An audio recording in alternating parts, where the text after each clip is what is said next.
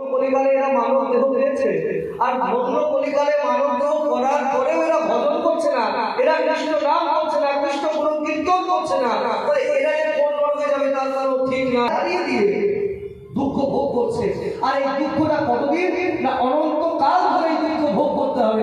তাই অনন্তকাল জীবের অনন্ত দুঃখের দুর্দশা দেখে সর্বপ্রথম এই পৃথিবীর মধ্যে যার হৃদয়টা কেঁদে উঠেছিল তিনি হচ্ছেন আমাদের কুলের ঠাকুর শ্রী অদ্বৈত আচার্য। সাধুকে সংসারে কে বলে? সাধু হচ্ছে সে ওই যার অপরের দুঃখে হৃদয়টা কেঁদে ওঠে, সেই তো মহৎ ব্যক্তি কে বলে? নিজের যার কোনো দুঃখ নাই, যে অন্যের দুঃখে যে দুঃখী হয় সেই তো হচ্ছে সবচেয়ে মহৎ।